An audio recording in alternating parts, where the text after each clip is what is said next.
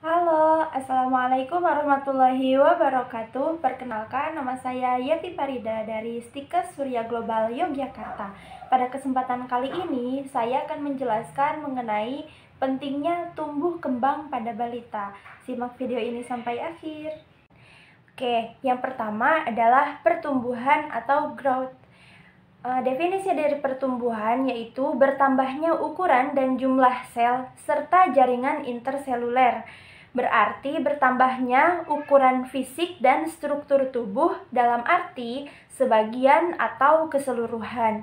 Bersifat kuantitatif sehingga dapat diukur dengan mempergunakan satuan panjang dan berat. Sedangkan definisi dari perkembangan atau development adalah bertambahnya kemampuan struktur dan fungsi tubuh yang bersifat kompleks.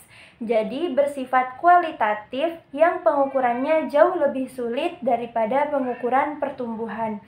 Jika tadi pertumbuhan itu bersifat kuantitatif, maka perkembangan itu bersifat kualitatif.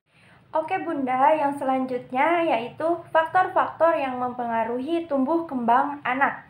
Nah, faktor-faktor yang mempengaruhi tumbuh kembang anak ini ada dua. Yang pertama, itu ada faktor internal dan yang kedua ada faktor eksternal.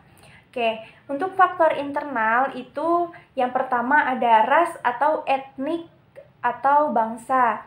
Kemudian yang kedua ada keluarga, yang ketiga itu umur, yang keempat jenis kelamin, kemudian yang kelima itu genetik, dan yang keenam adalah kelainan kromosom.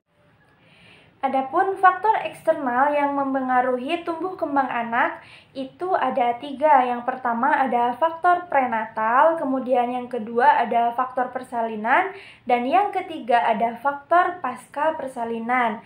Untuk faktor prenatal ini terdiri dari gizi, kemudian mekanis, toksin atau zat kimia, endokrin, radiasi, infeksi, kelainan imunologi, kemudian ada psikologi ibu.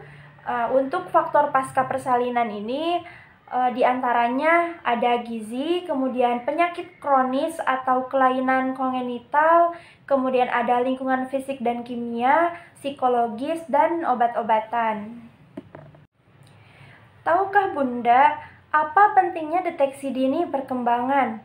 Oke, pentingnya deteksi dini perkembangan pada anak agar dapat dilakukan intervensi dini dengan latihan atau stimulasi apabila terdapat penyimpangan. Hal ini dilakukan agar anak dapat mencapai perkembangan normal kembali sesuai dengan umurnya. Oke Bunda, yang perlu kita perhatikan selanjutnya yaitu mengenai masalah tumbuh kembang pada anak balita. Yang pertama adalah gagal tumbuh, kemudian yang kedua adalah gangguan makan. Gangguan makan ini tak jarang kita temui pada si kecil.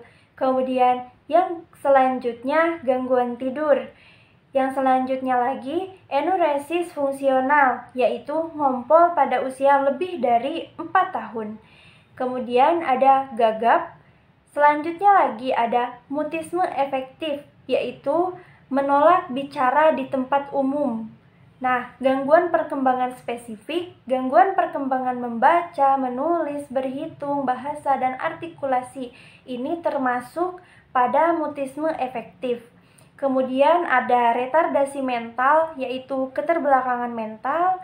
Selanjutnya ada autisme. Apa itu autisme? Autisme adalah gangguan perkembangan otak yang mempengaruhi kemampuan penderita dalam berkomunikasi dan berinteraksi dengan orang lain. Di samping itu, autisme juga menyebabkan gangguan perilaku dan membatasi minat si kecil atau penderitanya. Kemudian ada hiperaktif. Apa itu hiperaktif? Hiperaktif merupakan suatu kondisi di mana seseorang menjadi lebih aktif dari biasanya. Kondisi ini dapat ditandai dengan adanya peningkatan gerakan, kemudian perilaku agresif, perilaku impulsif, dan mulai terusik. Nah, itu adalah beberapa masalah tumbuh kembang pada anak balita yang perlu Bunda perhatikan. Di usia ini si kecil sudah bisa apa saja ya? Yuk kita cek tumbuh kembang si kecil. Yang pertama, pada usia 4-6 minggu, si kecil sudah bisa tersenyum spontan. Kemudian baru dapat mengeluarkan suara 1-2 minggu kemudian. Selanjutnya, pada usia 12-16 minggu, si kecil sudah bisa menegakkan kepala dan tengkurap sendiri. Kemudian menoleh ke arah suara, memegang benda yang ditaruh di tangannya. Kemudian, pada usia 20 minggu, si kecil mulai meraih benda yang didekatkan kepadanya. Kemudian pada usia 26 minggu, si kecil dapat memindahkan benda dari satu tangan ke tangan yang lainnya. Kemudian sudah bisa duduk, makan dengan bantuan kedua tangannya ke depan, dan makan biskuit sendiri. Kemudian pada usia 36-40 minggu, si kecil bisa menunjuk dengan jari telunjuknya. Kemudian memegang benda dengan ibu jari dan telunjuk, merangkak, kemudian bersuara da, da. Selanjutnya, pada usia 52 minggu, si kecil mulai berjalan tanpa bantuan. Kemudian mengucapkan kata-kata tunggal. Nah, ini sangat perlu diperhatikan oleh bunda ketika memiliki anak. Apakah sesuai dengan pertumbuhan atau perkembangan yang disebutkan barusan? Demikianlah penjelasan mengenai pentingnya tumbuh kembang pada anak balita. Yuk, kita sayangi si kecil dengan cara memperhatikan tumbuh kembangnya. Sekian dari saya. Wassalamualaikum warahmatullahi wabarakatuh.